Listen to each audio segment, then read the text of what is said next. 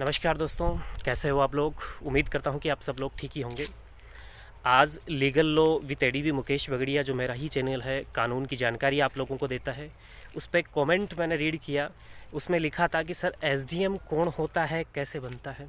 तो आज के इस व्लॉग में घूमते घूमते टहलते टहलते इस विषय पर चर्चा करेंगे कि एसडीएम कौन होता है, क्या आप भी एसडीएम बन सकते हैं और आखिर एसडीएम के क्या काम हैं। इन विषय पर आज हम चर्चा करेंगे। देखिए, चर्चा करें इससे पहले मैं आपसे निवेदन है मेरा कि आप इस चैनल पर पहली बार आए हैं तो आप चैनल को सब्सक्राइब कर लें और साथ ही बेल आइकन भी दबा लें, ताकि आपको मिलती रहे इन्फॉर्मेटिव जानकारियाँ कुछ और कुछ मेरे घूमने फिरने टहलने की जानकारियाँ। व्लॉग्स मिलेंगे घूमते फिरते टहलते वगैरह, और ये भी एक व्लॉग्स ही है। आपको हरियाली देखने को मिलेगी पूरी। ये रास्ता वगैरह है, ये पीछे घर वगैरह है, अपना मेरा ही घर है। ये रास्ते में खड़ा होकर वीडियो शूट कर रहा हूँ टहलते टहलते, क्योंकि व्लॉग्स का मतलब भी ये होता है। तो देखिए, SDM sub divisional magistrate SDM को कहा जाता है। जैसे आप जानते हो, एक ज़िले का जो अधिकारी होता है, मुख्य अधिकारी, डीएम को कहा जाता है। डिस्ट्रिक्ट मजिस्ट्रेट, जिला कलेक्टर आप कहते हो ना, तो जिला कलेक्टर कौन है? डीएम है। अब डीएम के जस्ट पहले एस लग जाता है और एसडीएम बन जाता है। तो खैर, उसी तरीके का कोई ऐसा अधिकारी है जो एसडीएम है। अब जैसे ज़िले में एक डीएम होता है, ज़िले का पूरा पावर उसके पास होता है, तमाम अधिकारी ज़िले के उसके अंडर में होते हैं। उसी तरह एसडीएम के अंडर में भी बहुत से तमाम लोग होते हैं, बहुत से अधिकारी होते हैं। तो वो किस तरीके के अधिकारी होते हैं इसके अंडर में, इस संबंध में आज हम जानने वाले हैं। तो देखिए, ज़िले का अधिकारी, जो ज़िले का प्रमुख अधिकारी है, वो डीएम को कहा जाता है, ये हमने जाना है अभी। उसी तरह एक उपखंड बना होता है, ज़िले के नीचे उपखंड होते हैं। उपखंड अलग अलग, एक ज़िले में लगभग आपको 2, 4, 5, 10 कितने भी उपखंड हो सकते हैं। तो उपखंड में एक ज़िले को कैटेगराइज किया हुआ होता है, ज़िले को उपखंड में बांटा जाता है। थोड़ा सा पैदल चला, उसकी वजह से सांस फूल रही है, लेकिन पैदल नहीं चला, थोड़ा दौड़ किया है बीच में ब्लॉक को रोक के, इसकी वजह से थोड़ा सा तकलीफ आ रही है। अब वो क्यों दौड़ा मैं इस ब्लॉग में नहीं बता पाऊँगा। कोई कुत्ता वगैरह पीछे नहीं आया है, कोई और ही रीज़न है। हाँ, अब सवालिए आप देखिए, एक ज़िला जो कि कई उपखंडों में बटा होता है। अब ज़िले में डीएम बैठता है, डिस्ट्रिक्ट मजिस्ट्रेट, जो ज़िले के तमाम अधिकारी उसके अंडर में होते हैं। और उसी तरह एक उपखंड में एसडीएम बैठता है, और उपखंड के तमाम अधिकारी, जितने भी अधिकारी हैं, सब उपखंड अधिकारी के अंडर में आते हैं। तो ज़िले का जो मालिक होता है, एक्चुअली आप सब साधारण शब्दों में जाने तो ज़िले का मालिक कौन होता है, ज़िले का मुख्य अधिकारी कौन होता है? DM, district magistrate.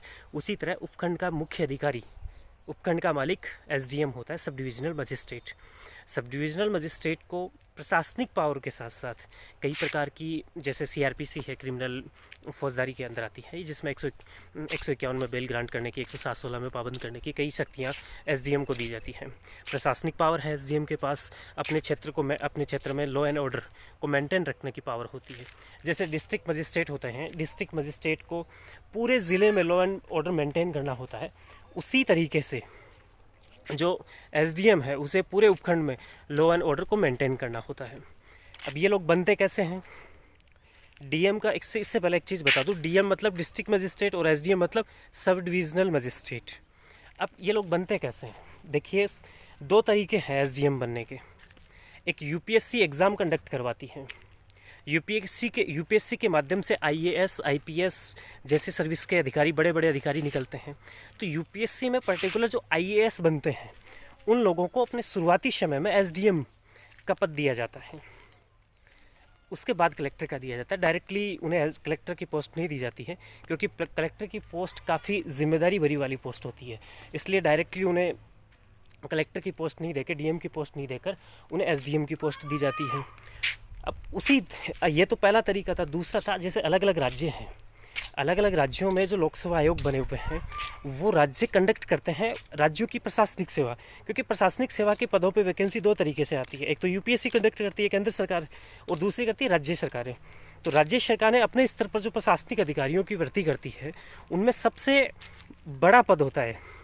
जैसे मेरे राजस्थान है, अब राजस्थान में अगर लोक सेवा आयोग, जैसे लोक सेवा आयोग है, वो अगर ऐसी वैकेंसीज करता है तो उसे कहा जाता है आरएएस की वैकेंसी अलॉट निकाली जाती है। और उसमें कोई क्वालिफाई करता है, क्वालिफाई जैसे एग्ज़ाम पास कर ली, एग्ज़ाम पास करने के बाद इंटरव्यूज़ होते हैं, उसके बाद क्वालिफाई होता है। सेम कैटेगरी यूपीएससी में सेम चीज़ें लागू होती है। मक्खी कहाँ से आ रही है? मक्खी तो आती है लाइफ में, कई बार आप देखते हो तो मक्खियों का ही तो रोल है पूरा, उन्हें फेंकना पड़ता है। तो ये चीज़ें आपने जानी होगी। अब जो राज्य स्तर के जो अधिकारी हैं, जो राज्य स्तर के प्रशासनिक अधिकारी हैं, क्योंकि मैंने अभी वीडियो में आपको बताया कि 2 तरीके के प्रशासनिक अधिकारी होते हैं।